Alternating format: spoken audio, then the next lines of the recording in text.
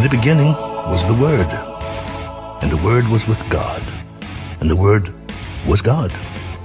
He was in the beginning with God. All things were made through him, and without him nothing was made that was made. For God so loved the world that he gave his only begotten Son, that whoever believes in him should not perish, but have everlasting life. For God did not send his Son into the world to condemn the world, but that the world through him might be saved.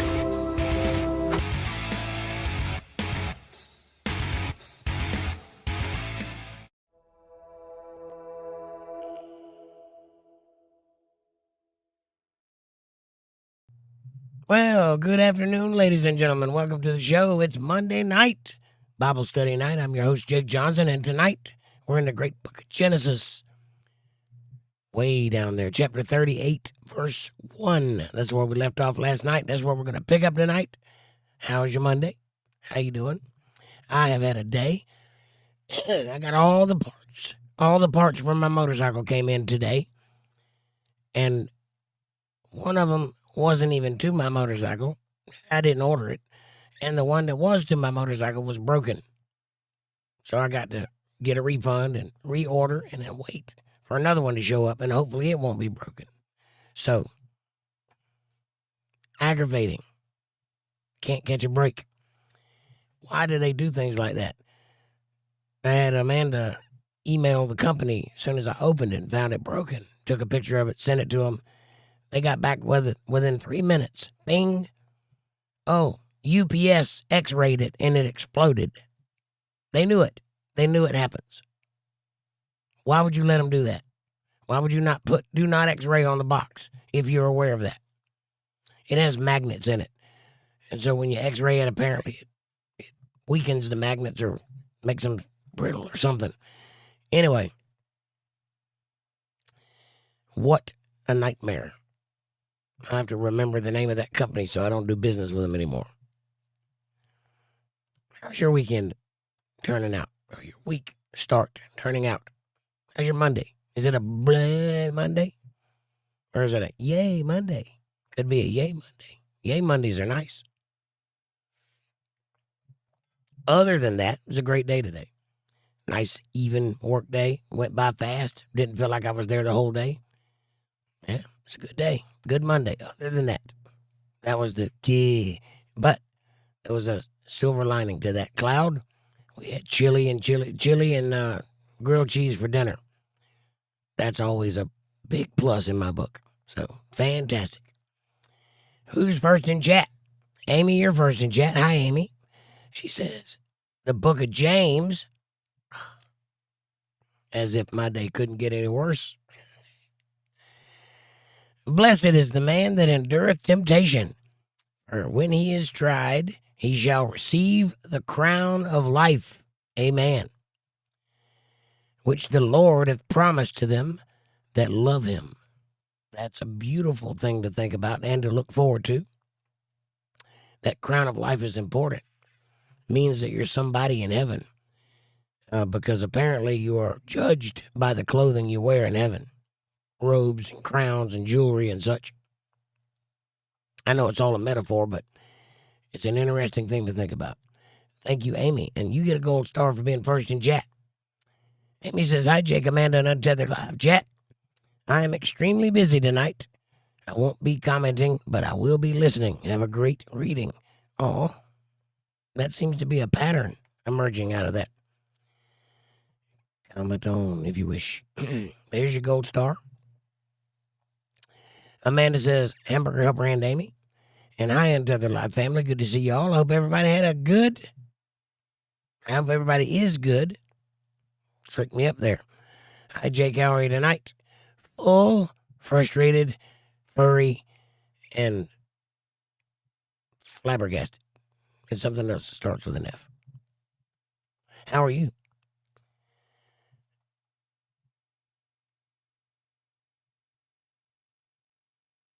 I am just going to sit here and drink my coffee. That's what I'm going to do. It's delicious. Thank you for providing the coffee for the show. I appreciate that very much. Don't you know? Don't you want to have a cup with me? If so, go to the kitchen, pour yourself up a nice hot cup, and let's get talking about the Bible. If you don't have a cup or coffee, you can get one in the description below. I recommend the first cup. It has my face on it. It is fantastic. But also, there's coffee down there. We've got Cafe Bustelo. It's a good, señorita. Check it out. You'll love it. Or, if life is handing you a big old ouch, get yourself a pickle in a pouch. Right down there. Like, subscribe, share, support, join, and super chats are available in the chat box. If you'd like to show a little bit of love, if you'd like to, you can do that at CashApp $JakeJohnsonBand or PayPal.me/JakeJohnsonBand. I appreciate that very, very much. And also, if you would like to hang out with us outside of YouTube, get to know us on a personal level somewhere else, you can do that at Facebook.com/UntetheredLive chillin'. The link is in the chat.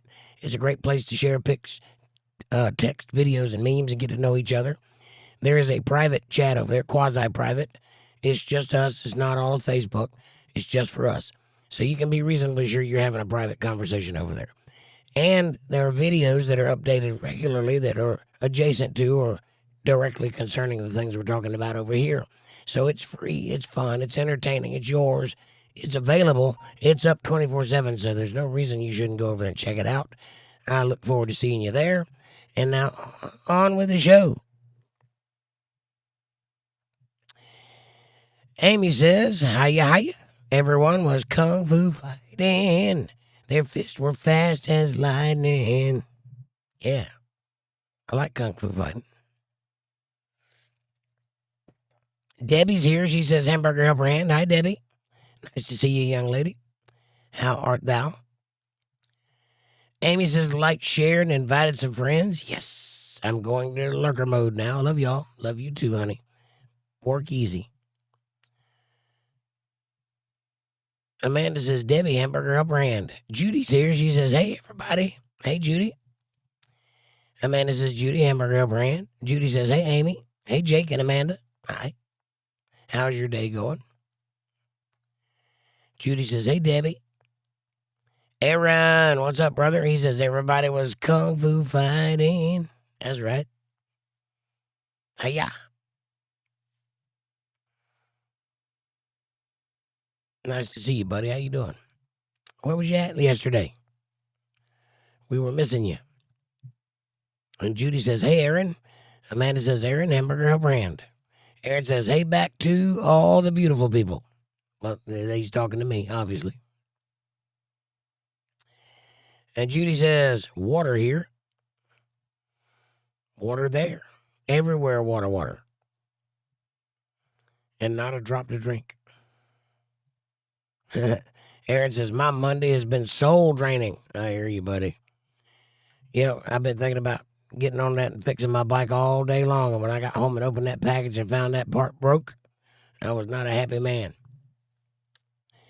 I wanted to break it even more. And I may still. I might just get my little hammer out there and just beat it to pieces.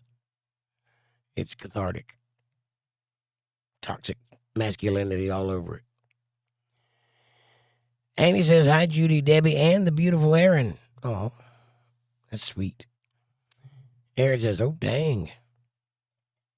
Didn't know you were the beautiful people, did you? Aaron says, Jake, you were loved and appreciated extremely. Thank you, buddy. I appreciate it. That makes my whole day. It really does. Thank you very much for that.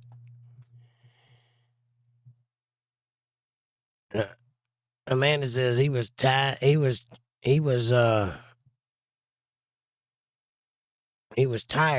Them sharks got him. LOL.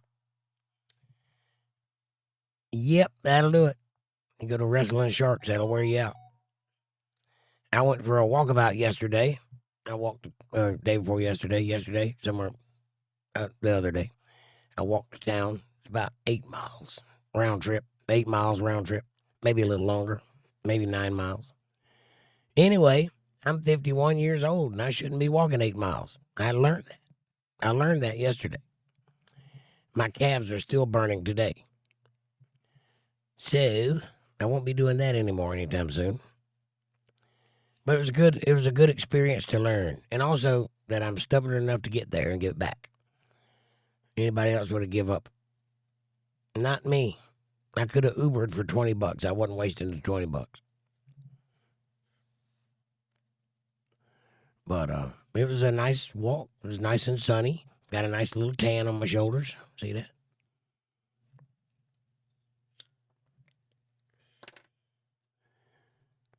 Aaron says, I'm ready this time. All right. I'm ready to give it to you, metaphorically speaking. I'm ready to lay it out there. It's going to be a good read. I can feel it in my bones. We had a pretty good read last night. It was a pretty interesting story. Judy says, too old to walk that far. I know, right? I never thought about it until about halfway there. And I was like, you know what? I am 51 years old. Maybe I shouldn't be walking this far.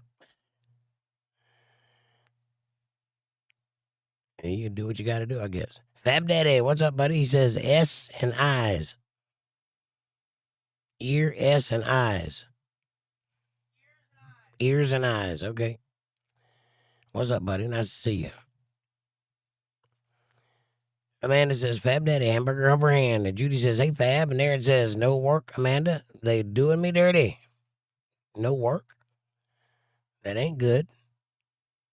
I'm sorry to hear that, buddy. I hope they rectify that situation. I've been there. I know how that feels. That's scary.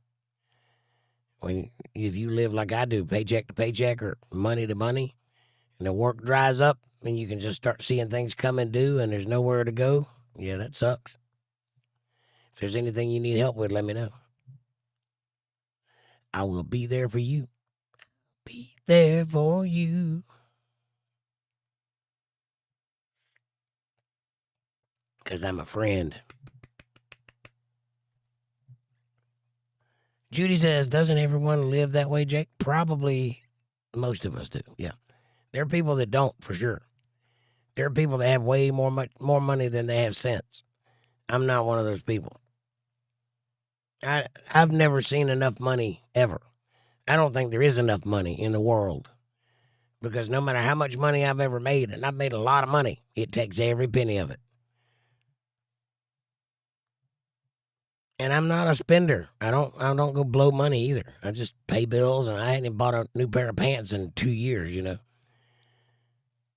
And it just takes it. There's nothing you can do about it. The more you live, the more it takes. Amy says, I walk an average of 5 miles a night, and I'm older than Jake. Well, I do too, in a small space. It's different when you're out there on the highway walking in one direction, keeping pace. I walk all day long. I don't even sit down at work, so I don't even have a chair there, so I stand up all day long, walking back and forth. I probably walk 20 miles in a day, maybe less than that. I don't know, but it ain't the same thing as walking like uphill and crossed highways and keeping a steady pace as you go, carrying groceries and whatever.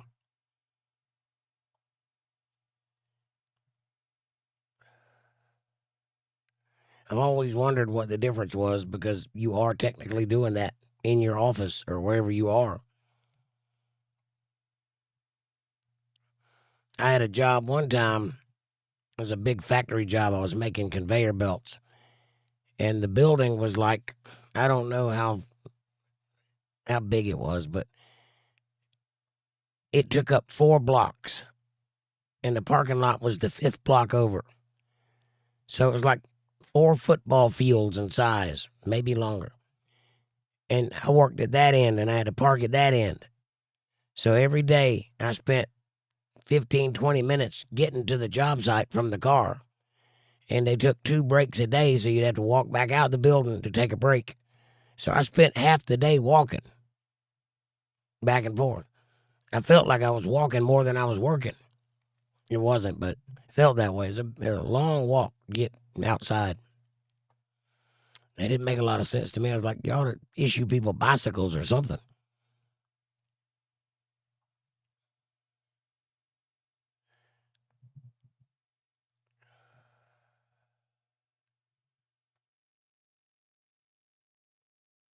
How old are you, Amy? You can't be much older than me.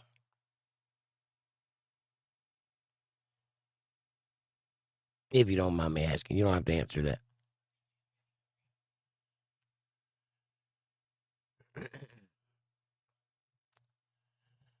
I figured we were pretty close in age.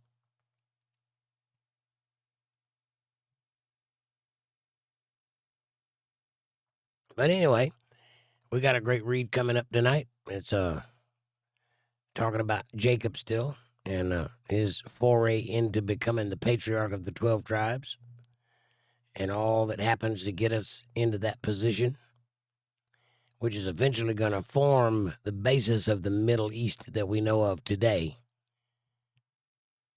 And right now, at this particular point in the Bible, it's unrecognizable. It's just a wasteland, and there's tribes at various places, random tribes not connected to anybody. But as the Israelites move through time, they're going to be in bondage for a period of time, about 450 years. And when they come out of bondage, they're really going to flourish because God blesses them, and they just take over the whole world. 55 in a few months, okay.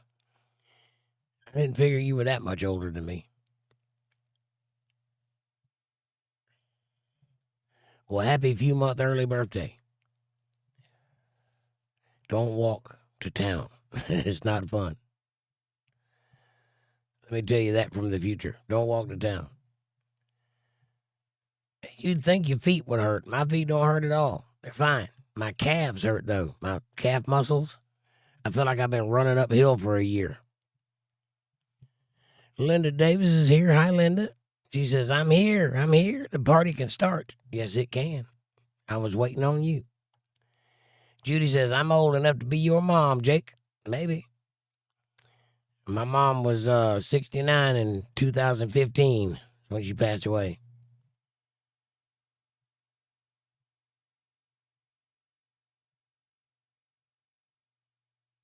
Judy says, hey, Linda. And age is but a number. I bet you're still a knockout, though.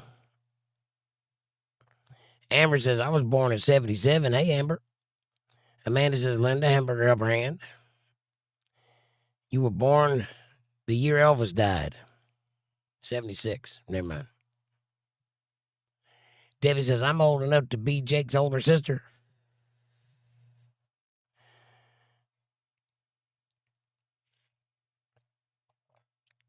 And Amanda says, 𝕊𝕦𝕬𝕪.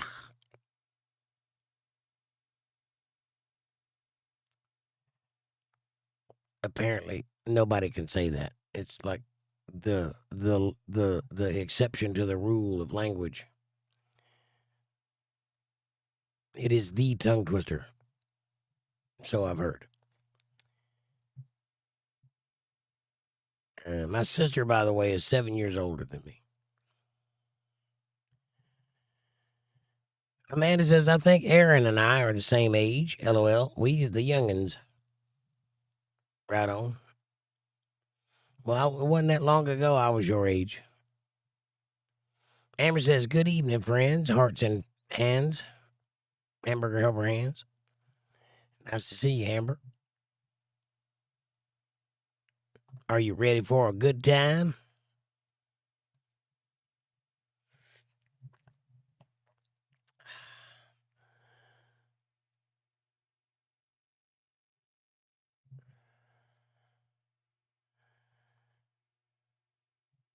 Sorry.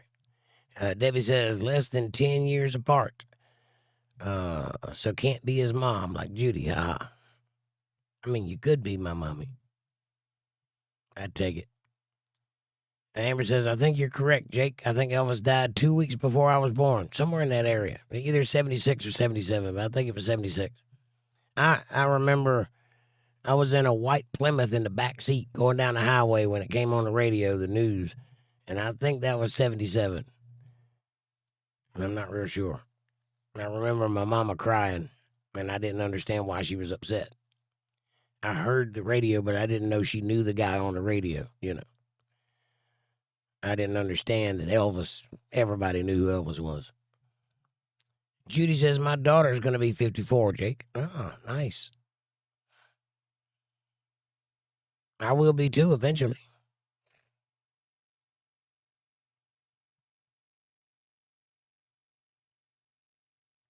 Elvis was He lived from January 8, 1935 to August 16th, 77. There you go. So I was right.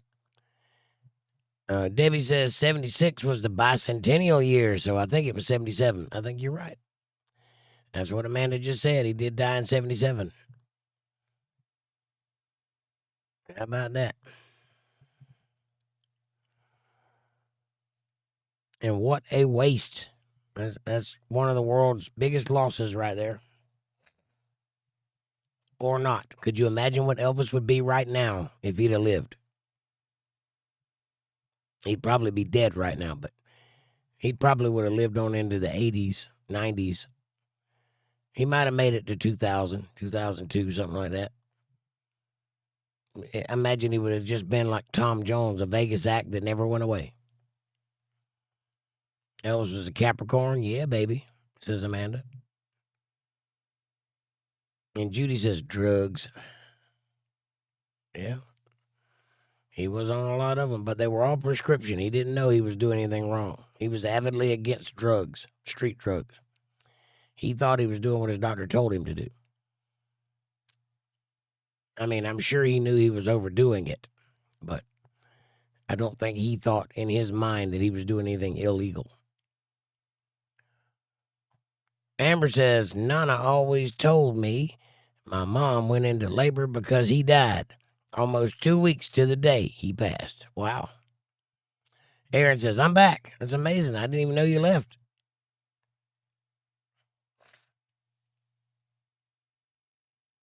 You got to tell somebody you're leaving before you can claim being back. How do I know you're back? I don't know you're not still gone. Kevin, there you are, buddy.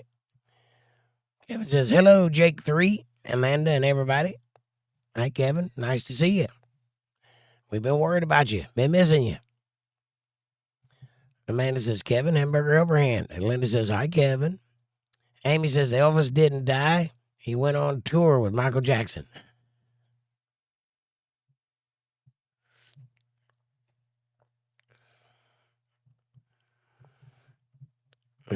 Debbie says, doctors create addicts and then drop them like bad habits. No consideration to what they're supposed to do next. I know. I know that's right. Judy says, right, Debbie? And then they treat you like a drug addict after they made you one. Talk to you all down and try to make you feel ashamed of yourself.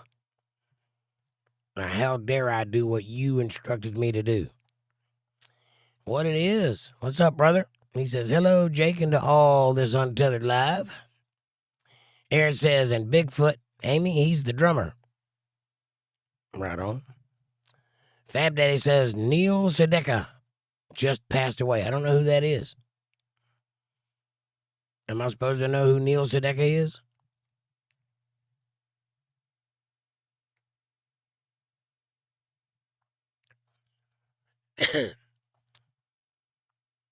Amanda says, what it is, hamburger helper hand. And Judy says, hey, what it is? What it is says, did you get your last part for your hog today? I did. And it arrived broke. So I had to send it back and get another one. I had to get a refund and wait for another one. Apparently, you shouldn't x-ray a part that has magnets in it. And they did.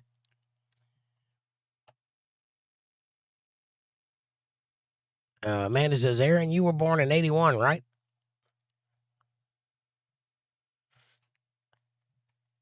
Amber says, Kevin, green team, what it is? And Judy says, really, Jake? Really, really. Sure did. What are you asking really about? Debbie says, 50 ways to leave your lover guy. Right on. Aaron says, I was here yesterday. Were you? I don't remember you being here yesterday. Maybe you weren't here early and I asked, and that's what I'm remembering. Who knows? Aaron says, I was born in 82. Okay, you got 1 year on him. What it is says, wow. I know, right? Amber says, fab, prayers and smiley faces. Amanda says, oh, okay. I knew it was close. I knew we were close in age. Kevin says, there's a new game on the internet called Spank My Monkey. When you win, you get to see monkey juice. Yep. I don't think that's a new game, though. I think they've been doing that in a while. Linda says, okay, Fab, we are old. Jake just proved it, right?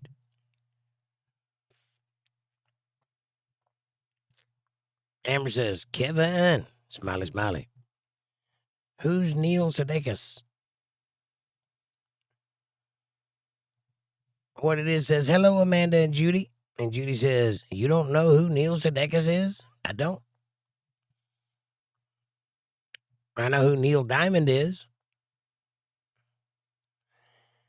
What it is says, Aaron, how did the buttermilk challenge go? Judy says, breaking up is hard to do. It sure is. It sure is. And Judy says, hey, Kevin. Amber says, Kevin, when Jake reads scripture, I'm staring at you. And Aaron says, oh, yeah, I need to get that milk.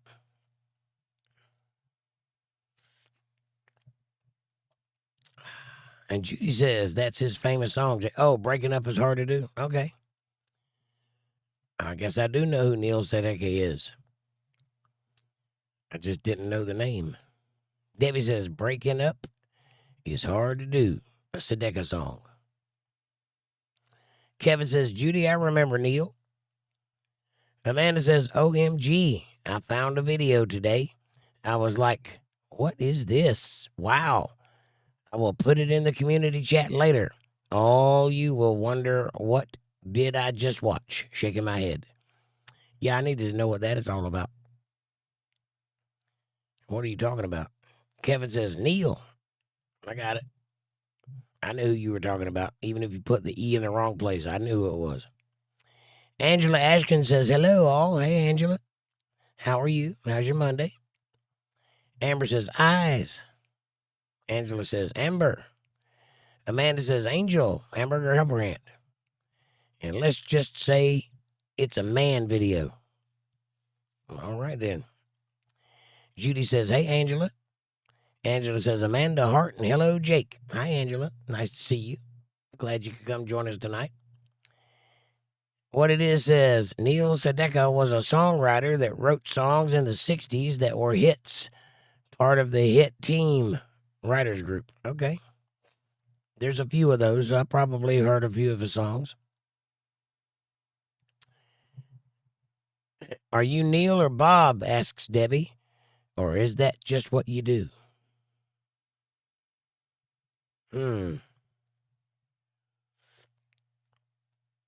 I just stand there with a grin on my face. Angela says, hi, Judy.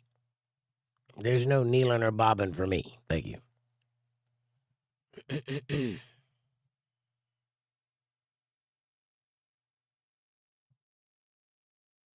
I come in with the claw.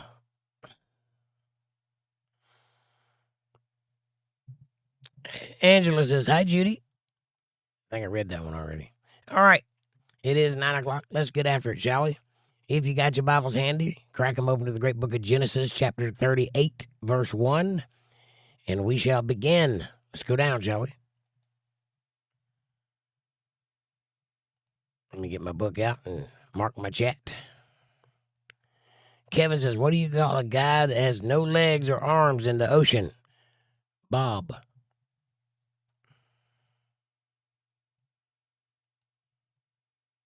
Amanda says, LOL, Kevin.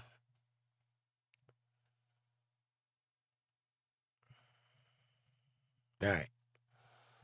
9:01.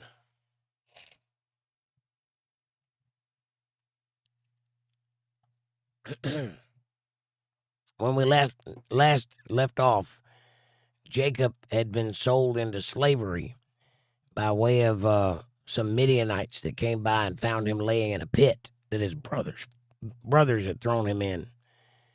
And he was down there, and they were planning on selling him, but they didn't get to because he got picked up by some strangers. So while they were off goofing off, they let their guard down and their brother got taken away. And so he's been sold into Egypt as a slave. And his life is going to alter forever after this point. Never coming home again. And so the brothers are going to lie to their father and say that he was eaten by animals or something.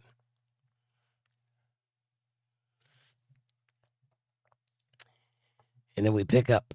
And it came to pass at that time that Judah went down from his brethren and turned into a certain Adullamite, whose name was Hira. And Judah saw there a daughter of a certain Canaanite, whose name was Shua, and he took her and went in unto her. Nice. And she conceived and bare a son, and he called his name And she conceived again and bare a son, because he went into her a couple of times apparently, and called his name Onan, and Onan. And she yet conceived again and bare a son, and called his name Shelah. He was Australian and kind of feminine. And he was at Chezib when she bare him. And Judah took a wife for his firstborn, whose name was Tamar. Tamar is an interesting story. She's going to come into play later. Now remember, Judah is the tribe that the king line comes from. Now, God picks these people, but they are just people. Keep that in mind. There's nothing special about these people, and this proves it.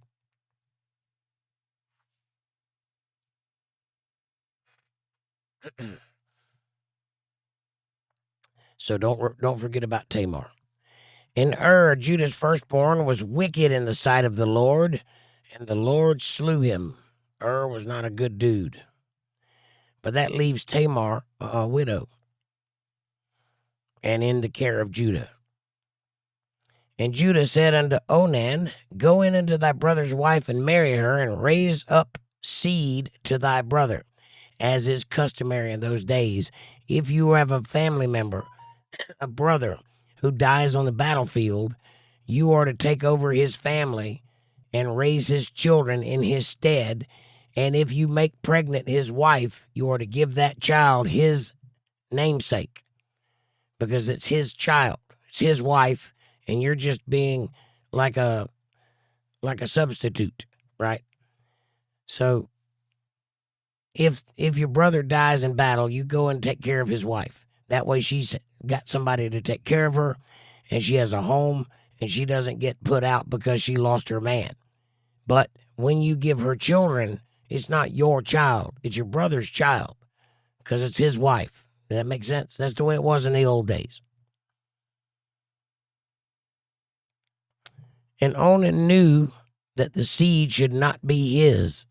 And it came to pass, when he went in unto his brother's wife, that he spilled it on the ground, lest that he should give seed to his brother. Was a bad dude. He didn't want to give his brother any of his seed. I don't think the Lord likes that, though. Paul would say it's better to spill into a belly of a whore than to spill it on the ground and waste it, because that's where life comes from. But if there's any doubt anywhere else in the Bible when I'm talking about seed, if there's any doubt what I'm talking about, this verse tells you exactly what it is, because what do you imagine is happening in this verse? He went in unto his wife, but he spilled his seed on the ground rather than inside of her, because he didn't want to get her pregnant. There it is, in plain English or plain Hebrew, what seed is. So there's a lot of controversy in the world about what seed means. Some people think it means money. Some people think it means prosperity. It doesn't. Seed is talking about bloodlines. Semen, as it were. And the thing which he did displeased the Lord, wherefore he slew him also. Well, God doesn't like it when you go against his plan. he's trying to make something out of Tamar, in case you haven't noticed. Tamar is a good girl, and she married into the tribe of Judah, the sons of Judah, so her sons presumably will be kings one day. So God is trying to work through Tamar, and both of these brothers have messed it up, so God kills them both. Probably some freak accident or animal attack or whatever in battle. Doesn't say how, just that God allowed him to die. Then said Judah to Tamar, his daughter-in-law, remain a widow at thy father's house. Still, Shelah, my son, will be grown. Till. Yeah, I have one kid left and he's too young yet to be married. So just hang out at your dad's house until my son is old enough and he'll take you to be a wife. That's kind of pushing it there, Judah, but that's the way they did things. For he said, lest peradventure he die also, and his brethren did, as his brethren did, and Tamar went and dwelt in her father's house. We don't want him to die too. Let's take care of the young boy, Shelah. He's kind of feminine, with a name like Shelah. And in process of time, the daughter of Shua, Judah's wife, died.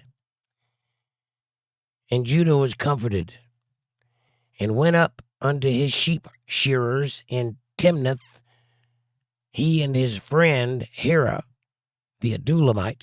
Don't take your eyes off that Adullamite. He's shifty.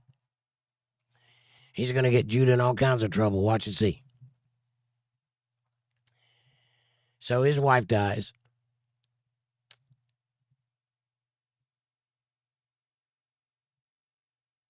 And he goes into town to his sheep shearers. And he takes his buddy with him, his drinking buddy. And it was told Tamar, saying, behold, thy father-in-law goeth to Timnath to shear his sheep. And she put her widow's garments off from her, and covered her with a veil, and wrapped herself and sat in an open place, which is by the way of Timnath. For she saw that Shelah was grown, and she was not given to him to wife. All right, so remember what Judah promised her before. Go hang out at your dad's house until my son is old enough to marry you, and I'll give him to you to marry. But he didn't do that. Time went on. I guess Shelah went off and found himself a wife, who knows. But Tamar's getting kind of restless. She's getting kind of worried. I'm getting old here. I need to have something for me. Remember, women did not have agency in those days. Their future was dependent on the man they married, which is why it's so important to marry a good one. To pick wisely, because their wealth and their future and their status in the world depended on who they married. So she has no future right now. And nobody will touch her because she's twice a widow, which is a bad mark. So she takes off her widow's garment, which is a black veil, and she covers her face so she can't be recognized, but she's got a nice body and she's advertising. And she goes out and sits by the road as Judah comes by. And when Judah saw her, he thought she was a harlot because she had her face covered. Because that's how they did it in those days. All ass and no face. You know what I'm saying? So did Judah go on by like a good, respectable man whose wife just died? No. He turned unto her by the way and said, go to, I pray thee, let me come in unto thee. In other words, that's pillow talk for, hey, baby, are you selling? Because I'm buying. You know what I'm saying? For he knew not that she was his daughter-in-law.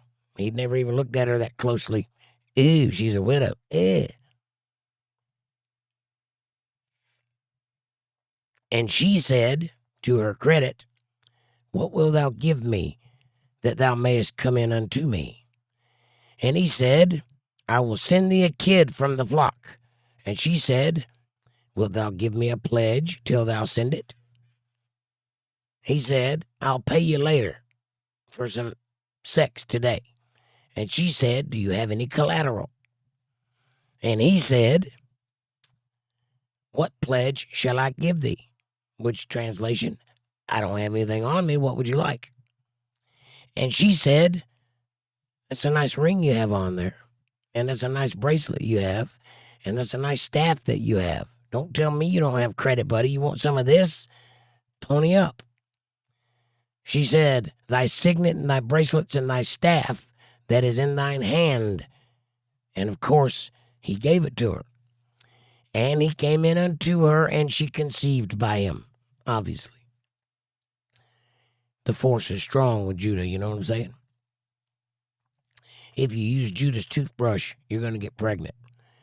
So anyway, I don't think you understand the significance of what just occurred. To Judah, he's a horny man that needs to get a little release. And she's a beautiful woman that needs to get paid. And he has no intentions of screwing her over, metaphorically speaking. So it's not like he's going to lose his collateral. But thy signet is the thing that tells people who you are. It is a signet. It is a stamp that you press into wax. And it is a seal that tells people it's your signature, right? That's why they call it a signet. It's where we get the word signature from. And the bracelets are made of gold, so they're valuable. And the staff is recognizable by everybody because it's a family staff. It has a crest on it. Everybody knows who that staff belongs to, right? Judah's a big name in the group. So by him giving her these things, he has effectively handed her his identity. Smart on Tamar's part, because she already knows how this is going to go down. He thinks she's a prostitute. You think he's going to cop to this child? No. But this child ensures her future because this child belongs to the patriarch who owns everything. You see what's happening here? So she arose and went away and laid by her veil from her and put on the garments of the widowhood. So she took off her pretty outfit and put back on the mourning outfit, the black sackcloth with the veil. And Judah sent a kid by the hand of his friend, the Adullamite, who brought him over there in the first place, to receive his pledge from the woman's hand, but he found her not. She wasn't there anymore because she wasn't there in the first place. She went out there to meet him. She didn't live there. He didn't bother to check her credentials. He didn't even ask her who she was or where she came from. He didn't care. He had one thing and one thing only on his mind, and that was getting his willy wet. And he did that. Congratulations. And you gave away your identity to do so.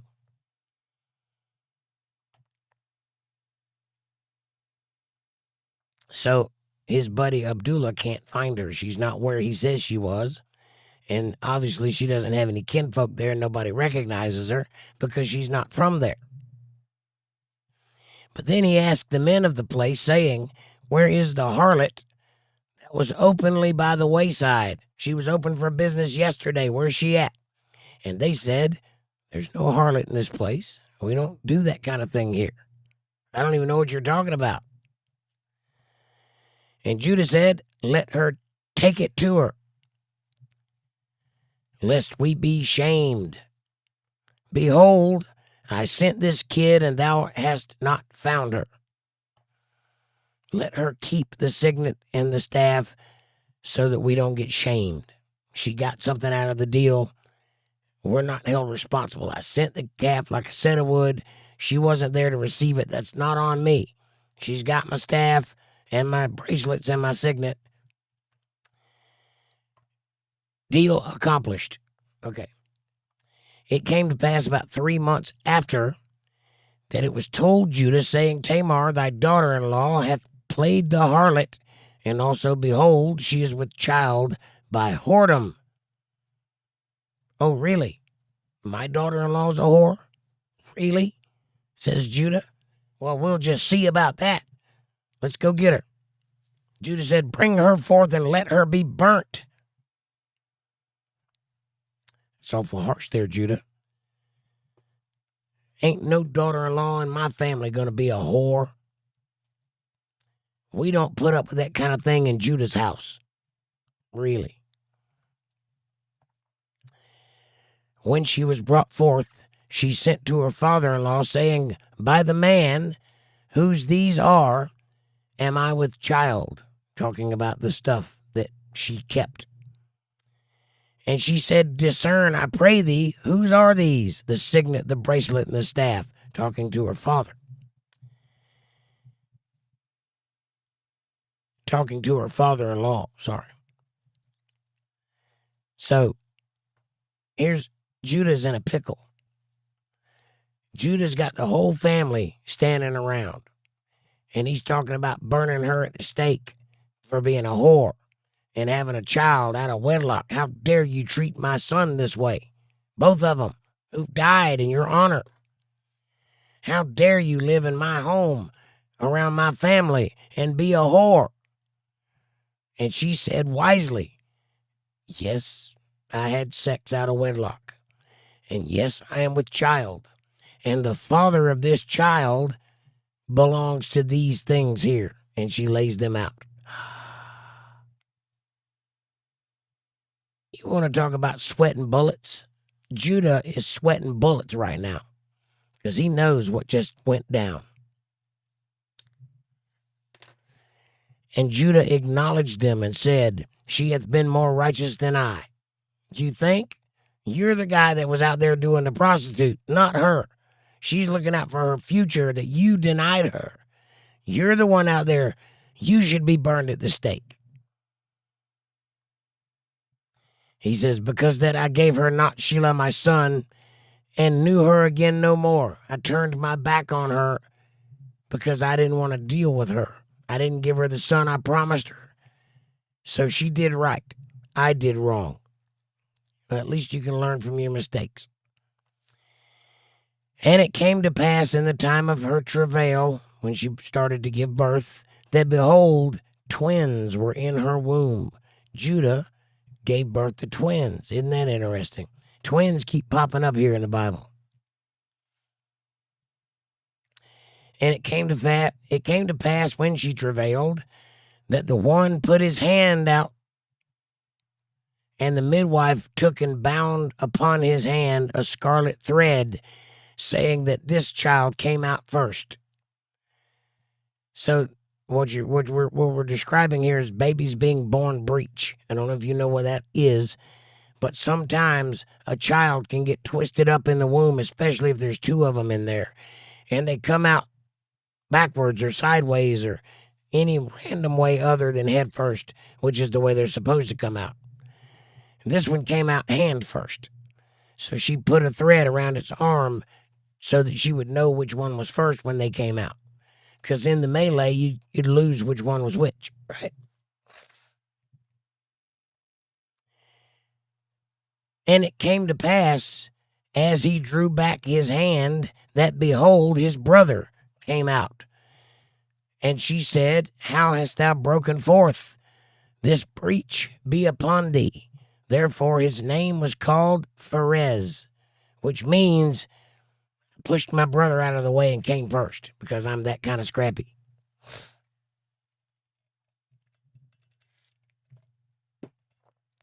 And afterward came out his brother that had the scarlet thread upon his hand, and his name was called Zara, which means, you little weenie, you let your brother come out first? You had the right of way.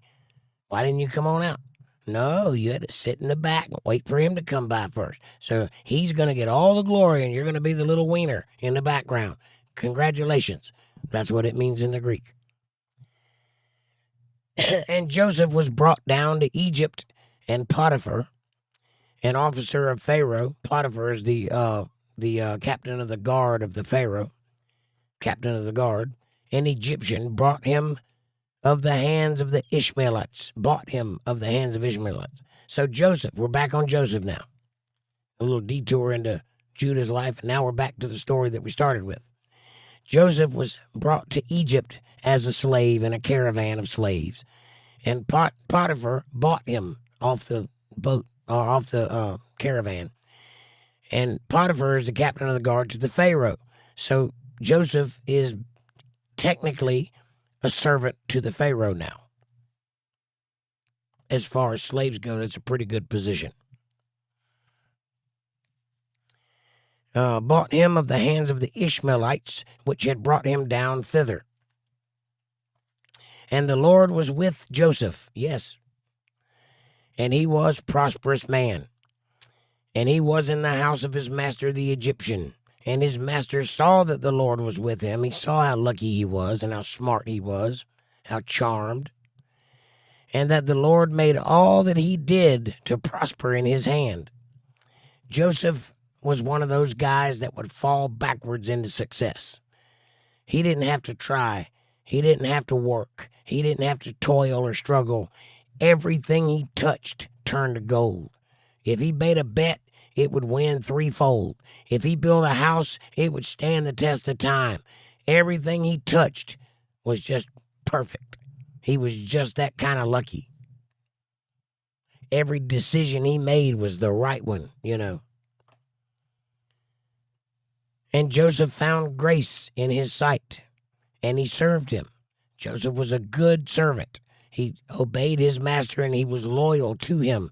Remember, servitude is a little different in those days than the slavery that we think of in the South. Not quite the same thing.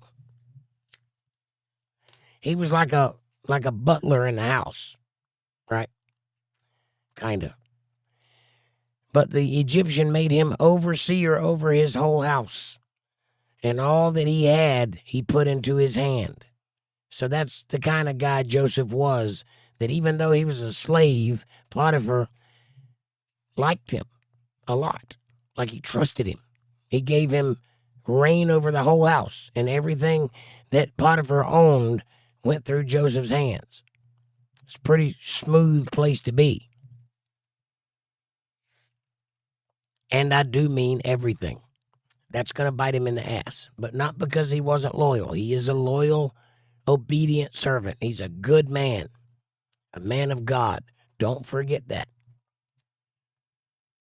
And it came to pass from the time that he had made him overseer in the house and over all that he had, that the Lord blessed the Egyptian's house for Joseph's sake. And the blessing of the Lord was upon all that he had in the house and in the field. And he left all that he had in Joseph's hand, and knew not aught he had. He didn't even know how much he had. He left it all up to Joseph, and Joseph took care of it. He didn't even know how much money he had. Joseph even took care of that. Save the bread which he did eat. And Joseph was a goodly person and well favored. In other words, he was very, very handsome. He was the kind of guy that would make your knees weak and your panties wet. You know what I'm saying? He was that guy. He was a good-looking fella and strong. And the ladies loved him, and the guys loved him, and he was funny, and he had the charisma, you know. He dressed well, and he drove a Ferrari, and he was just the guy that everybody just wanted to be around. He was that guy. The it guy. And it came to pass after these things that his master's wife cast her eyes upon Joseph, and she said, "Lie with me." Oh, hell, trouble in paradise. The wife has noticed Joseph. He's a good-looking fella now. And she is married to a dude named Potiphar. I mean, she's bored. You think the housewives of Atlanta are bad? The housewives of Egypt are ridiculous. This woman has more money than she knows what to do with, and she's stuck at home while her husband is out doing God knows what for how long. And here's Joseph looking fine in them tight jeans. And she wants her a piece of that Joseph. She says, "Lie with me." But he refused. "No, ma'am, I can't." "Well, why not?" "You're my master's wife." "Well, what he don't know won't hurt him, but it'll hurt me. I can't. I'm sorry. I'm a good man. I'm going this way. I'm not touching that."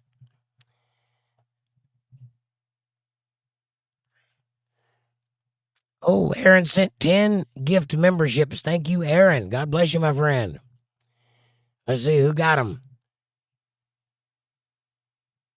Tootie Bug, Damian Smith, Round Hoodle, Loria 99, Gary Baxter, Mandeeg, and Aaron 8143, and Andrew Cummings, and Clara Smith. Welcome to the show for a month. Thank you, Aaron. God bless you, my friend. And God bless you who have joined us. And Doug Attic, Doug H, AITCH. Welcome to the show. I think that's all of them. Thank you very much, my friend.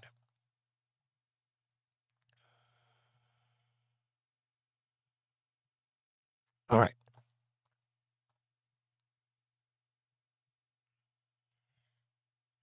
He said unto his master's wife, Behold, my master wotteth not what is with me in the house. In other words, he trusts me with everything. I can't betray his trust and sleep with his wife. And he hath committed all that he hath into my hand. It's a big honor. I don't want to screw that up. It's what Joseph is saying. There is none greater in this house than I. Neither hath he kept back anything from me but you, because you are his wife. Now then, how then can I do this great wickedness, a sin against God? I can't sleep with you. That's a good man right there. Nobody's looking. Nobody will ever know. Potiphar's gone all the time. He'll never even know it happened. But he'll know. He understands the value of what's been given to him, the trust that's been laid in his hands. Everything in this house I have access to. I can take the Ferrari anytime I want to. I don't even have to ask. And I'm here protecting you, his most precious thing. And you want me to betray that? I cannot. That's a sin against God, says Joseph. How can I do this wickedness? And it came to pass, she spake to Joseph day by day, that he hearkened not unto her, to lie by her or to be with her. Doesn't matter how much she pushed him. She was really laying it on thick, too. I mean, every day she was coming on to him. She'd walk by him in the hallway and rub up against him or pinch his bottom and make eyes at him and, blow kisses at him when Potiphar's got his back turned while he's making pasta. We're really making him uncomfortable. But every day he buffeted her advances. Every day he refused to lie with her or even be with her. She's like coming on strong, like grabbing him by his clothes and stuff. And it came to pass, hang on.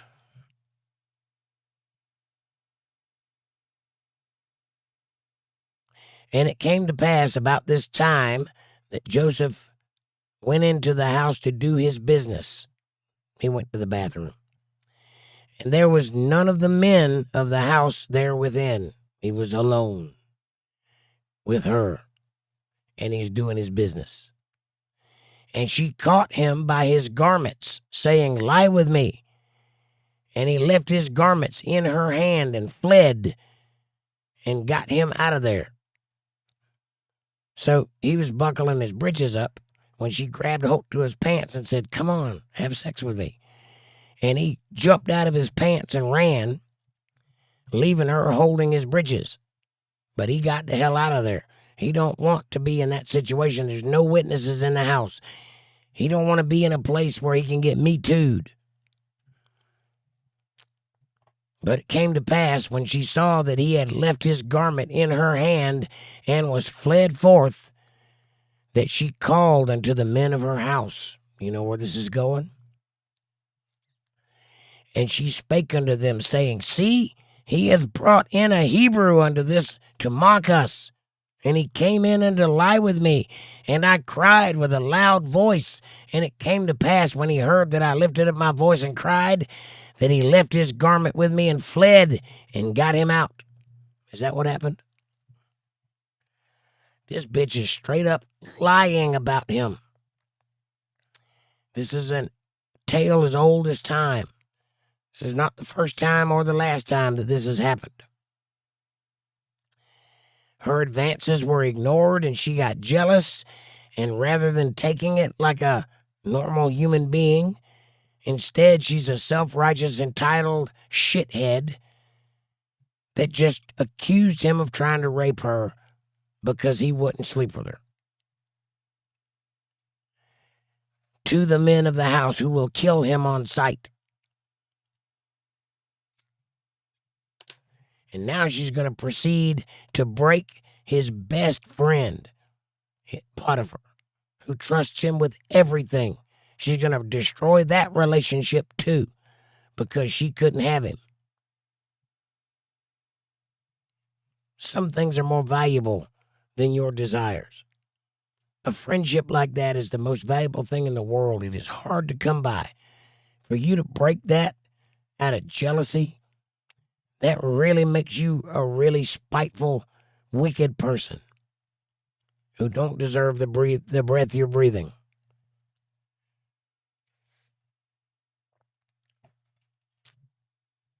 And she laid up his garment by her until his Lord came home. She held on to his clothes until he got there, Potiphar did.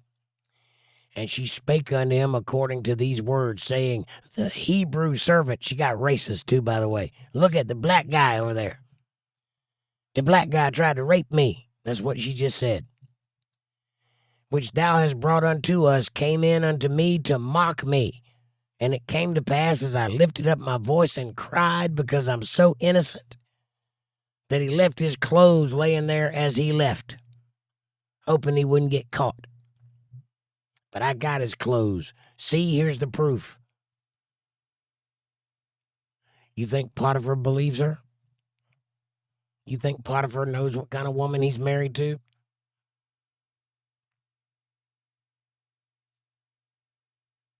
And it came to pass, when his master heard the words of his wife, which she spake unto him, saying, after this manner did thy servant to me, that his wrath was kindled, and Joseph's master took him and put him in prison,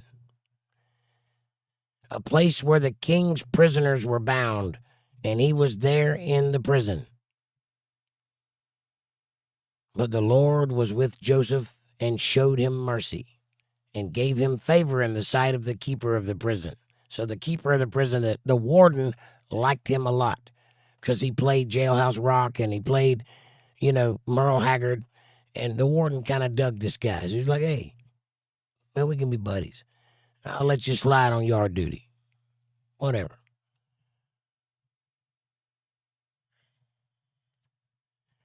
And the keeper of the prison committed to Joseph's hand all the prisoners that were in the prison, and whatsoever they did there, he was the doer of it. In other words, he quickly became the leader of all of the guys in prison, like the assistant warden. And the keeper of the prison looked not to anything that was under his hand, because the Lord was with him. And that which he did, the Lord made it prosper. Everything Joseph touched turned to gold, and the keeper loved it. And it came to pass after these things that the butler of the king of Egypt and his baker had offended their lord the king of Egypt. And Pharaoh was wroth against two of his officers, against the chief of the butlers and against the chief of the bakers, and he put them in ward in the house of the captain's guard, in the prison, the place where Joseph was. And the captain of the guard charged Joseph with them, and he served them, and they continued a season in the ward. So however long a season is, probably 3 months. So now the Pharaoh has sent his inner staff. Pharaoh has like a cabinet like the president does, right? And amongst his cabinet is a baker and a butler and a few other guys. and a Joint Chiefs of Staff and a Secretary of State and blah, blah, blah, blah. Anyway, so his inner circle, 2 of his guys have offended him, so he put him in prison with Joseph. That gives him a tie to the Pharaoh, who is the leader of the land. Remember, God is with Joseph. I'm still mad about Potiphar, by the way. Totally bailed on his best friend. Didn't even question what kind of woman his wife was. Didn't even question that Joseph had never given him a reason not to trust him, and he took her word over his. Bros before hoes, Potiphar. Bros before hoes.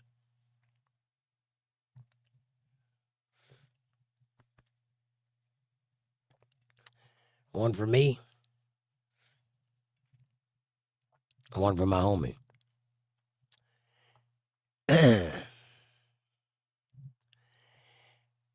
Anyway, these 2 guys were there, and they dreamed a dream, both of them. Same dream, 2 guys. Each man his dream in one night. Each man according to the interpretation of his dream, the butler and the baker of the king of Egypt, which were bound in prison. And Joseph came in unto them in the morning and looked upon them, and behold, they were sad. Hey, dudes, what's going on? We had a nightmare last night. Both of you? Both of us. Same dream, same nightmare. He saw it differently than I saw it, but it was the same dream. Well, you were naked in class, weren't you? Yeah, that's what it was. We were naked in class. I was at the board and he was in the desk, but we were both naked and it was in class and it was just the 2 of us, and I think we're gay, and it's saddening. That's what they dream. Whatever. And he asked Pharaoh's officer that were with him in the ward of his Lord's house, saying, Wherefore look ye so sadly today? Why you guys look so sad? And they said unto him, We have dreamed a dream, and there is no interpreter of it. Do you usually have your dreams interpreted? We usually don't need our dreams interpreted. Most of our dreams don't say we're gay. We kind of need somebody. We need a professional opinion on this one. Okay. Well, just so happens I'm Joseph, and, God likes me, so I could probably do that. And Joseph said unto them, Do not interpretations belong to God? Tell them to me, I pray you. And the chief butler told his dream to Joseph and said to him, In my dream, behold, a vine was before me. See, I told you where this was going. You didn't believe me.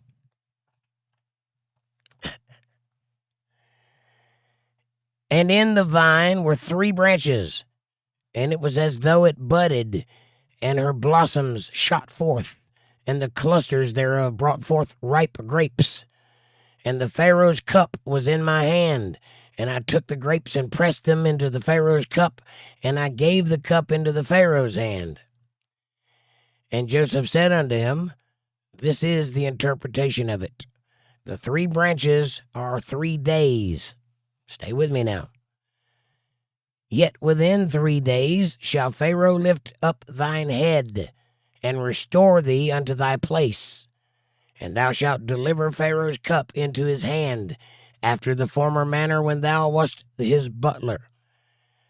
Basically, he's saying, your dream is telling you that you're only going to be here for 3 more days, and then the Pharaoh is going to put you back to work, and you'll go back to serving him with his favorite cup in no time. That's the meaning of your dream. He says, But think on me when it shall be well with thee, and show kindness, I pray thee, unto me, and make mention of me unto the Pharaoh, and bring me out of this house. See, now that I've told you the meaning of your dream and you know you're getting out of here, when you get out of here and you find out I'm right, don't forget old Joseph here.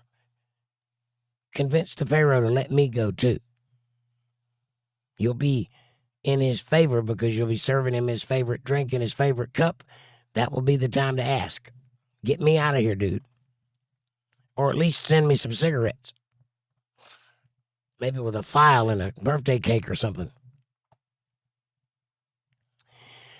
For indeed I was stolen away out of the land of the Hebrews, and here also I have done nothing that they should put me in the dungeon.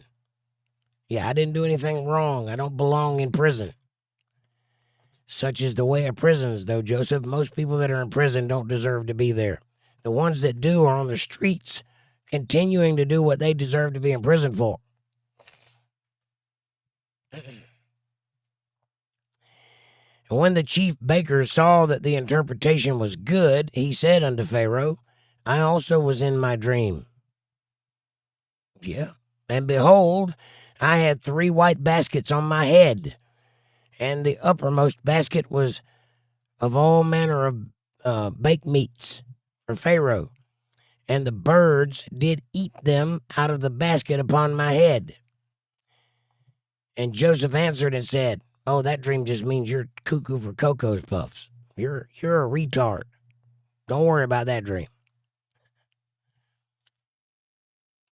You had a basket on your head, and there was meat in it, and birds ate the meat that you were planning to give to Pharaoh? Yeah.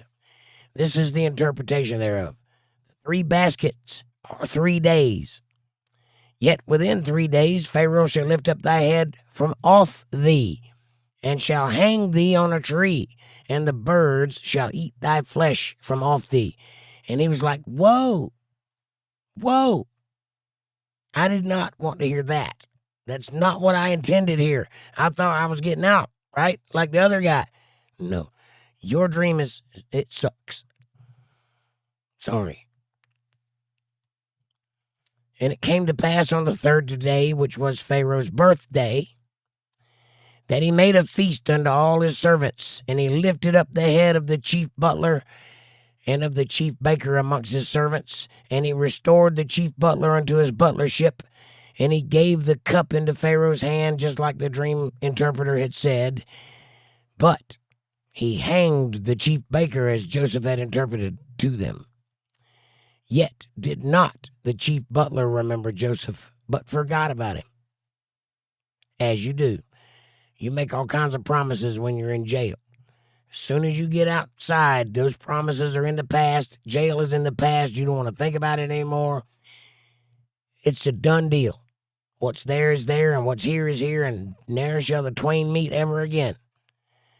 Well, that's true. That's how it works. I did the same thing. But Joseph has a way of reminding people of stuff. And it came to pass at the end of 2 full years that Pharaoh dreamed, and behold, he stood by a river. Oh, now the Pharaoh's having a dream. It's going to remember, the baker's going to remember. The butler. And behold, there came up out of the river 7 well-favored kine of fat-fleshed, and they fed in a meadow. A kine is a deer. So 7 deer come up out of the water and started feeding in the meadow. And behold, 7 other kine came up after them out of the river, ill-favored and lean-fleshed. So those were fat and these were skinny. And stood by the other kine upon the brink of the river. And the ill-favored and lean-fleshed kine did eat up the 7 well-favored and fat kine. So Pharaoh woke up. It was a nightmare. Right? Started out peaceful, nice fat little deer running around eating. And then comes skinny deer up beside him. And then they turned into rabid monsters with fangs and teeth. And they ate him up. Freaked him out and he woke up.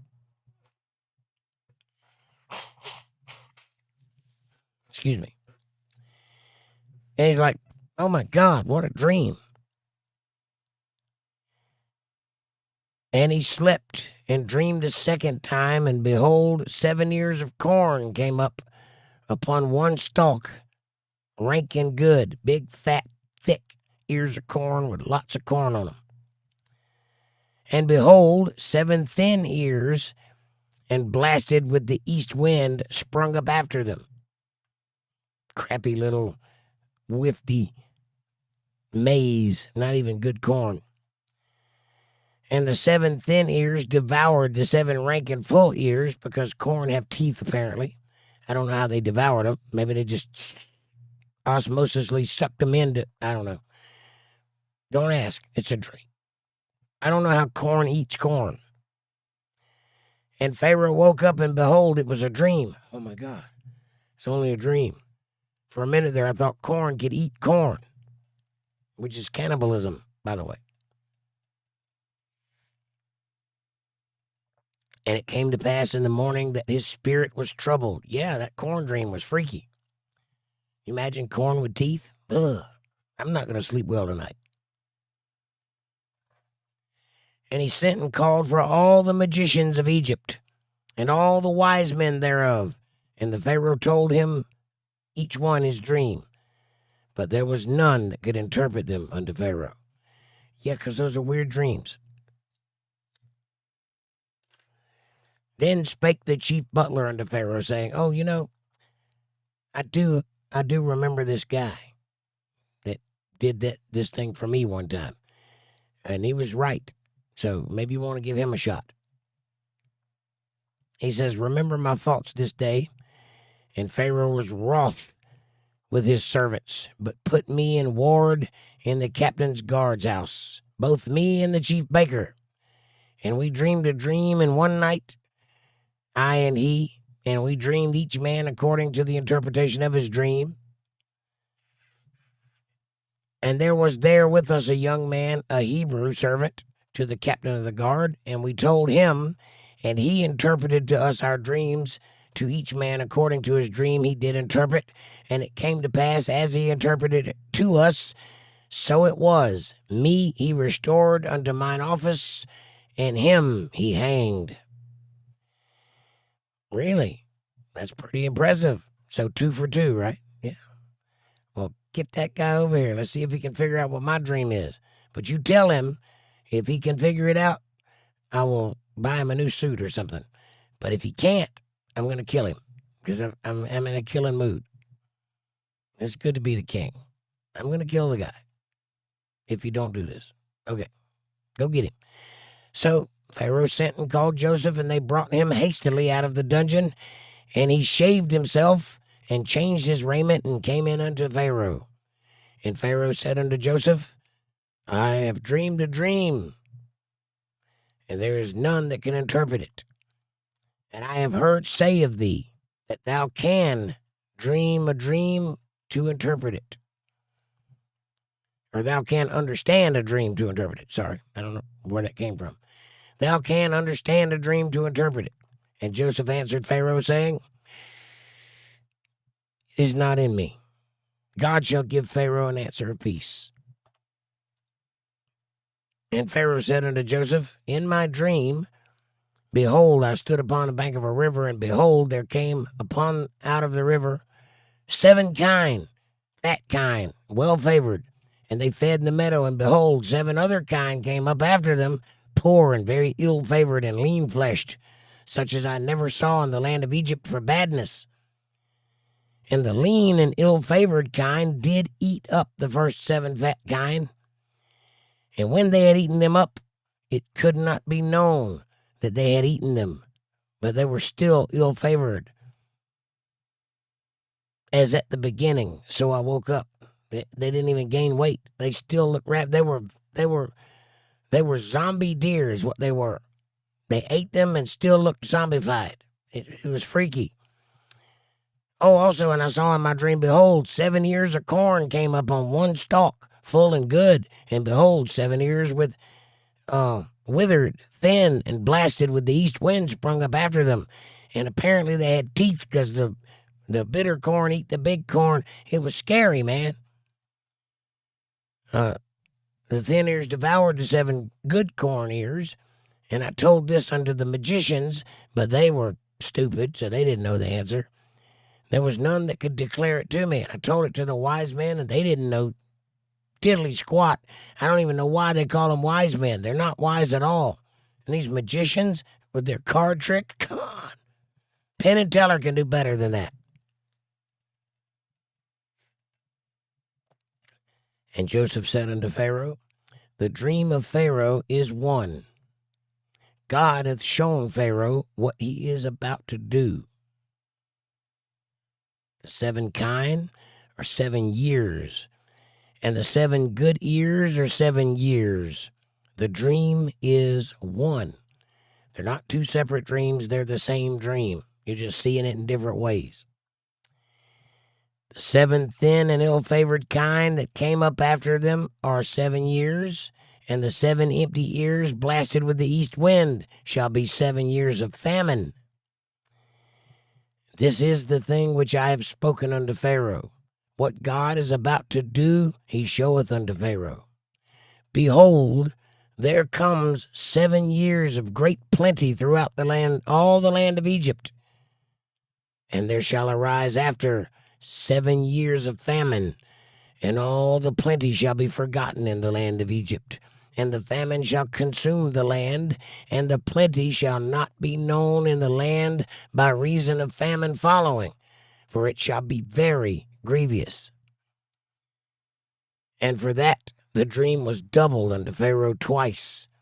It is because the thing is established by God, and anything worth saying that God says, he repeats it at least twice.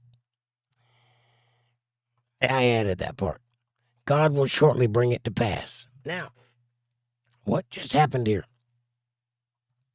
This is indeed a prophecy dreamed by the Pharaoh himself, that Egypt is about to have 7 great years because Joseph is there. You'll see that.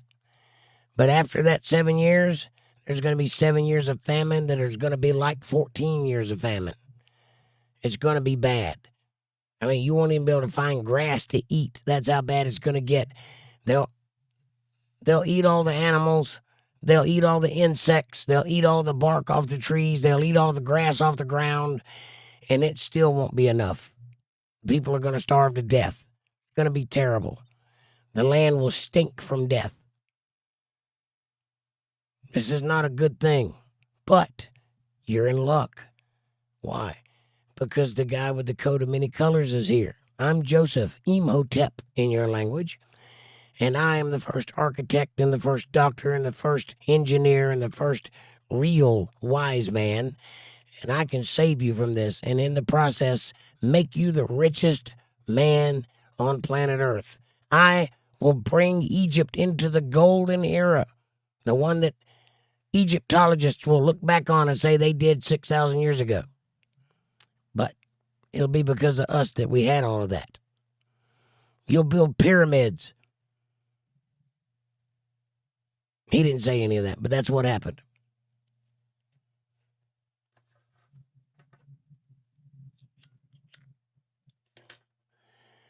Now, therefore, let Pharaoh look out a man discreet and wise and set him over the land of Egypt. Go find you somebody that's smart and put him in charge, because you don't know what to do. Let Pharaoh do this, and let him appoint officers over the land, and take up the 5th part of the land of Egypt in the 7 plenteous years. Institute a tax on the whole land. Set officers over provinces of the land, and set up a tax, a 5th, or a 5th, that's half of a 10th. 5%. You get it? A tithe of everybody while we're plenteous. Build storehouses to save the grain back, the barley and the wheat. And take 5% from everybody in the land while everybody's rich. Because what's coming next, everybody in every country surrounding Egypt is going to come to you because you will have the food. And you can name your price because you'll have it stored up. Do it now while you can. This is wise. Think about what he's doing here. Then let them gather all the food of those good years that come, and lay up corn under the hand of Pharaoh, and let them keep food in the cities. And that food shall be for store to the land against the 7 years of famine, which shall be in the land of Egypt, that the land perish not through the famine. And the thing was good in the eyes of Pharaoh, and in the eyes of all of his servants. And the Pharaoh said unto his servants, Can we find such one as this, a man in whom the Spirit of God is? Notice that the atheist that doesn't believe in God is looking for a man of God and knows who that is.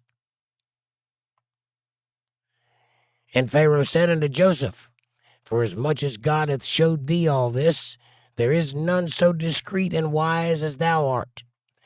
Thou shalt be over my house, and according unto thy word shall all my people be ruled. Only in the throne will I be greater than you.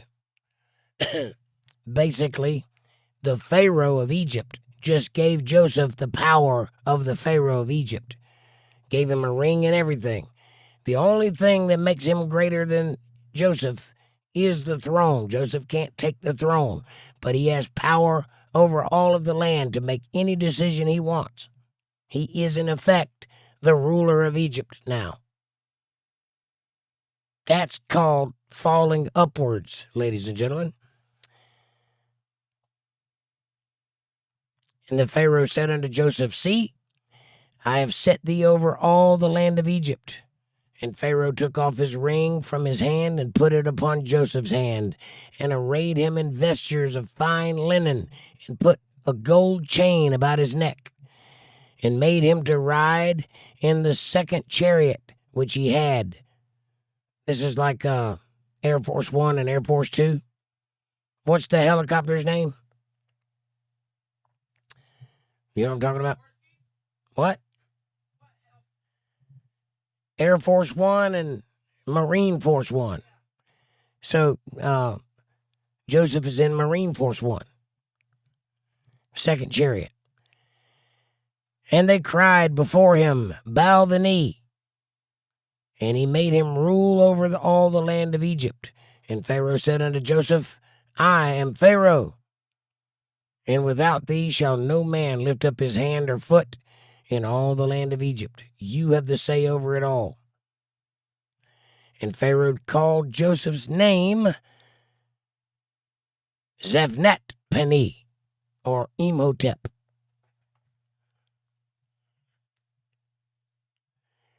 And he gave him a wife, Asnath, the daughter of Potiphar. Interesting. Not Potiphar, Potiphar. Different chick, same name. She was a priest of On, which is a false deity, by the way. On is a god that they worshipped in Egypt. And Joseph went out over all the land of Egypt. And Joseph was 30 years old when he stood before Pharaoh, king of Egypt. And Joseph went out from the presence of Pharaoh and went throughout all the land of Egypt. And in the 7 plenteous years of the earth brought forth by handfuls. And Joseph gathered up all the food of 7 years which were in the land of Egypt, and laid up the food in the cities in storehouses. The food of the field, which was round about every city, he laid up in the same. And Joseph gathered corn as the sand of the sea, very much, until he left numbering. He quit counting. It's too much to count, for it was without number. And unto Joseph were born 2 sons before the years of famine came, which Asnath, the daughter of Potiphar, priest of On, bare unto him, his new wife. And Joseph called the name of the firstborn Manasseh, for God, said he, hath made me forget all my toil and all my father's house, Manasseh. And the second name he called Ephraim, for God hath caused me to be fruitful in the land of my affliction. So Manasseh means God caused me to forget my toils, and Ephraim means be fruitful in the land of affliction. And the 7 years of plenteousness that was in the land of Egypt were ended. And that's where we're going to stop for today. We'll pick up next week in the 7 years of dearth to come and find out what happens as the world goes dark, as the apocalypse arises, and as people start to starve to death and it really turns into the land of the walking dead. We'll see what life is like in Egypt at that time. Man, what a fantastic read that was tonight. I hope you enjoyed it. I hope you learned something. I hope you saw what I was laying down and bought it. I hope that cleared up some things. I hope it surprised you a little. I hope you didn't think that you would ever hear that story come out of the Bible, but there it is. So think about it. Consider it. I hope most of all that it causes you to reach out with both hands to Almighty God, your Father, and ask Him into your life. Ask Him to fix what ails you and to help what feels you wrong and to solve what problems come your way and to comfort what troubles you and to be your Savior because you need one. And while you're thinking about that, won't you do me a favor, please, if you would? Hit that subscribe button. Press the bell icon so you get notifications when I'm going to be online. Smash that like button. It's free. It's effortless. It's right in front of you, and it really does help the channel with the algorithms, and it helps us get recommended to other people. Won't you do that, please? Share this video with somebody you love. Better yet, share it with somebody you don't love. Bring them into the family. Make them part of the fold. Be part of their solutions, not part of their problems. Leave a comment down below and let me know what you're thinking about. Question me, curse me, bless me, challenge me, confront me, conform me, drink my Kool-Aid. Make your own Kool-Aid as long as you're thinking critical. That's what I'm after. Critical thought coming from that brain of yours. And hey!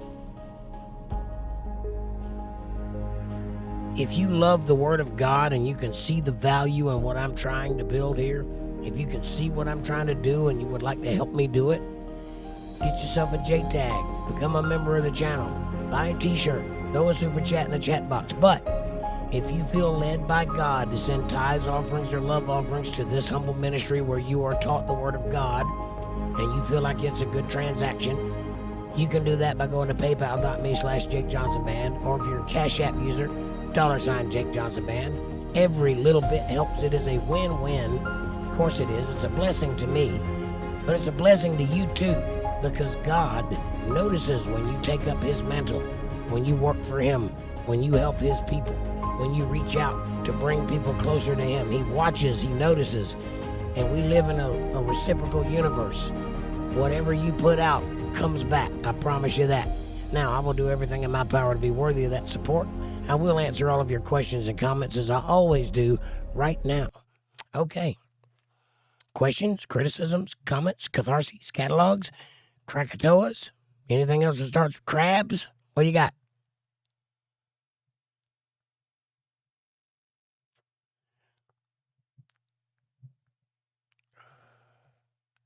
Amy says, hello to everyone that came in after I said hello to everyone.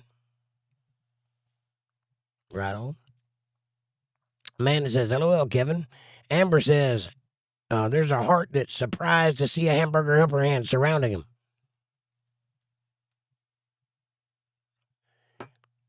Aaron says, Kevin, I call him bait. What are we talking about? Oh, bait, the guy in the ocean. Yeah. Yep, that's what he would be.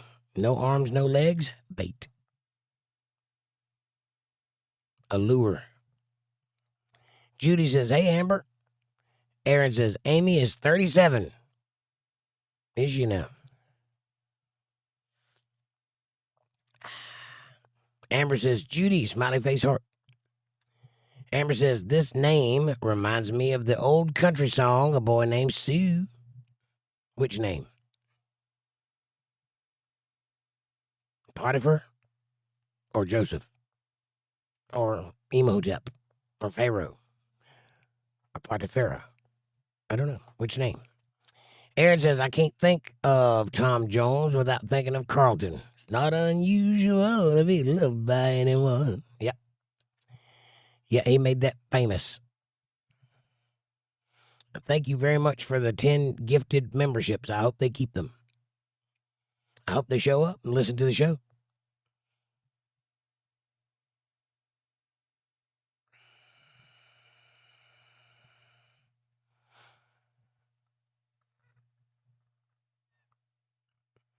Rubble Hoondle. Gary Baxter. Tootybug. I like that name, Tootybug. Tootybug.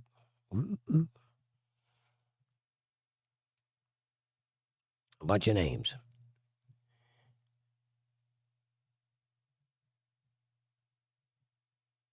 Amanda says, wow, thanks, Aaron.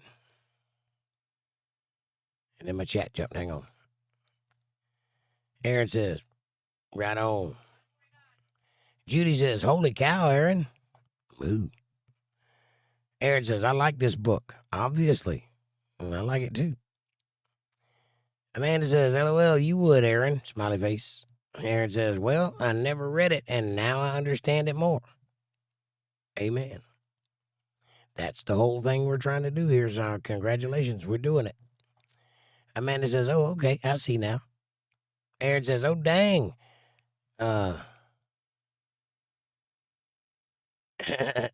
Judah's the father. You are the father on the Maury Show. That's right. She got him red-handed. And she did good, too. She caught him in a trap he couldn't get out of. Remember that Elvis song, Caught in a Trap? Can't walk out because I love you too much, baby. That's it. That's what she did to him. Amanda says, corn does survive the digestive system, so it has to be tough. You'd think it'd survive anything except being eaten by another corn. Amy says, creamed corn comes back out of the other side as whole kernel corn again. I know, right? Isn't that weird? Amanda says, LOL, Amy. Aaron says, I didn't touch her. LOL. Yeah, there wasn't no denying that. He was caught. He gave her his signet ring and his staff. I mean, everybody recognized his jewelry. They knew who it was. All he could do was admit it. And Aaron says, that's crazy. She lied on the black guy, right? And she did it just like they do it nowadays. Like back in the 50s and 60s, that was going on too. They would get Randy and sleep with the local guy, and then they'd get caught, and then they would scream rape and pretend not to know the guy. That happened a lot. There was a young boy in Louisiana that got lynched and drugged behind a truck because of that. You probably know about that story.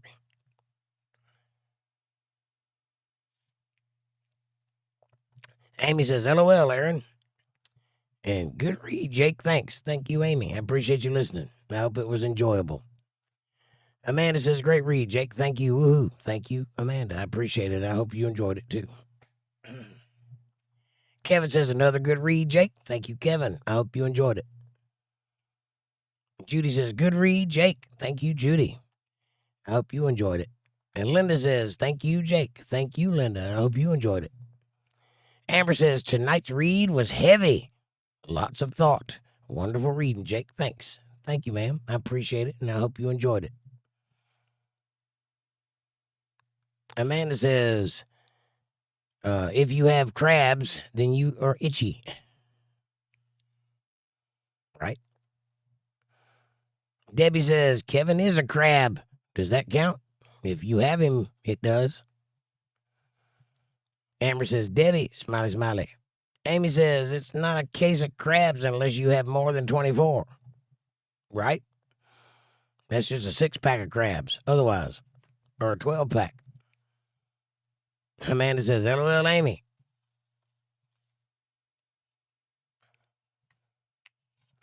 And already we're at the bottom of the chat. And what's up with that? You guys ain't talking very much. I must not be doing a good job over here.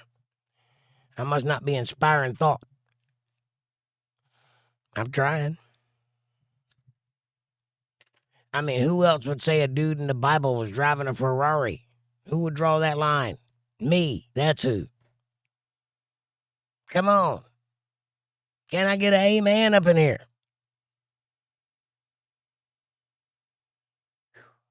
I don't blame you. I'm tired too. And out of coffee.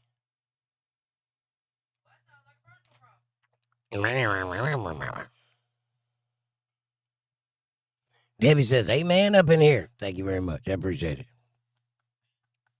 it. Amy says, I'm at work. Sorry. I hear you. Don't get too excited. I'm just laying it all out here on the table. Leaving nothing for myself. Just giving it all out every day.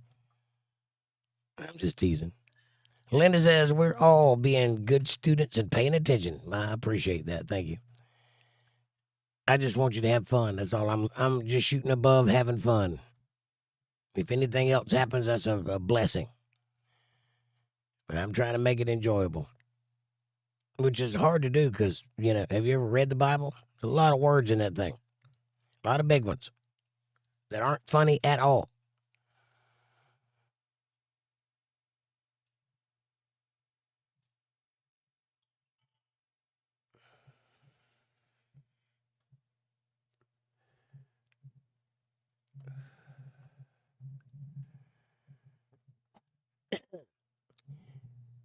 But it's very interesting to find out that these people are basically in effect, they are who we came from, right?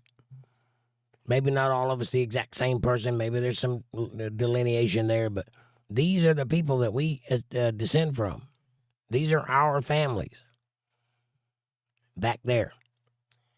And they had much the same problems we have today. Nothing's really changed a whole lot. Amy says a lot of strange names in the Bible, too. Oh, yeah, a lot of consonants, not so many vowels. They got better at naming over the years. When they first started out, it was a madhouse. They didn't know what they were doing. They would just name people anything. After a while, they started figuring it out. Jane sounds nice. John sounds good. Arphaxad, then John, right? You can see the evolution of how to name people.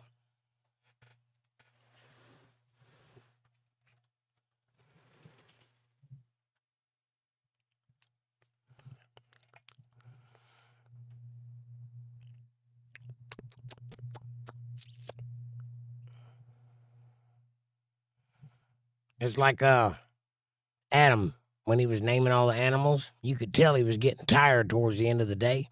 He named all the animals in one day. And he started out with like rhinoceros, buffalo, hippopotamus, Arphaxad. By the end of the day, he was like ox, cow, pig, dog. You could tell he was getting tired. Amy says, have a blessed night and Tuesday, y'all. See you Wednesday for a chill stream. All right, I see how it is. I hope you have a great night and a Tuesday. And I will see you for a chill stream. And I'll raise you a chill stream. I'll see you Friday, too. Debbie says, one thing is for sure. I have lived in 4 different states, and everywhere is the same. It's just different geography. You are correct. People do not change. They are people no matter where you are. They might sound different. They might look different. They might dress different. They may act different. But they have the same problems. They have the same drives. They have the same issues. They have the same fears. And they do the same things, pretty much. No matter how far in time back you go, the first man did the same dumb shit that the last man did. Believe that. Every town has a drunk, a gossip, etc. Exactly. Cliques.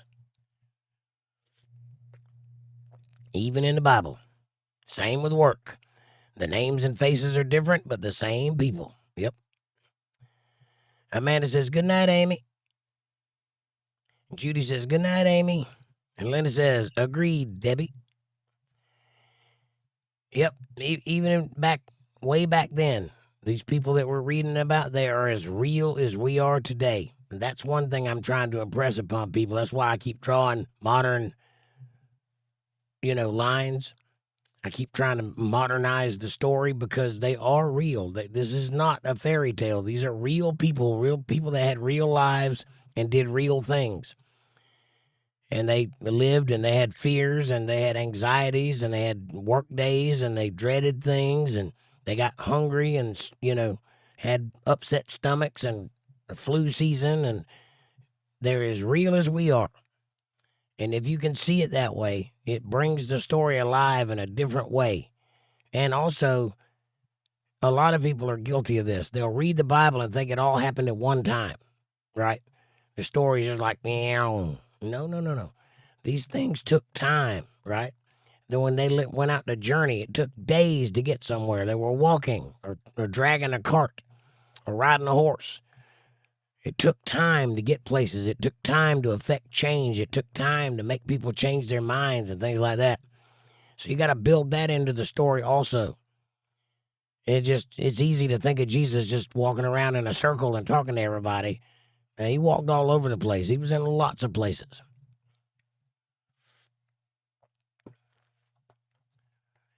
Debbie says, I told my granddaughter, do not quit your job because of one person, because that one person will have a different name and face, but they will be at the new job too. Yes, that is correct. You're not going to escape it. Whatever it is that's bothering you, you need to learn how to fix it because you can't get rid of it. It'll be everywhere you go. You're not wrong there, Debbie. That's actually good, a good amount of wisdom to give her. Maybe she learned from it. Maybe she learned to change the parameters of the situation to work in her benefit rather than run from it.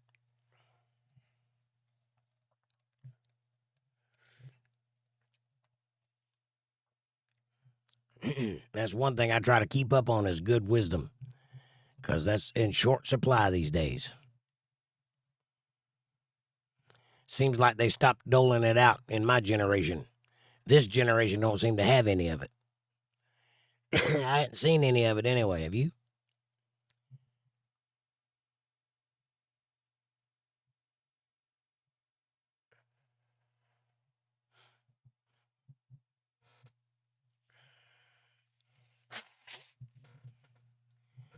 Like AOC, Ocasio-Cortez, she's going to run for president in 2028. The other day, she wrote an article and she said emphatically, I am not a moron. Furthermore, I've never even been to Utah, let alone observe any of their religious beliefs. Yeah. Debbie says, this generation expects trophies for just showing up. I know. And they're not getting one from me. I've never even been to Utah.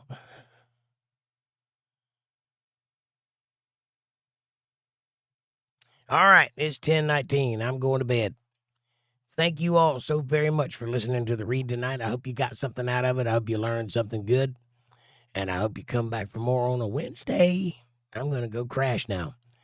I love each and every one of you from the bottom of my heart. I do, truly. I really do. You are my friends. And I cherish every minute I have with you. So do come back. When you go out into the world tomorrow, do me a favor and be nice to somebody on purpose because you want to. And I promise you it'll change your life. Kevin says, good night, everybody. Hey, Kevin, good night, brother. Thank you for being here. Amanda says, nighters all. See you Wednesday night at 8:30 p.m. Eastern Standard Time right here on Untethered Live for a chill stream. Much love, y'all.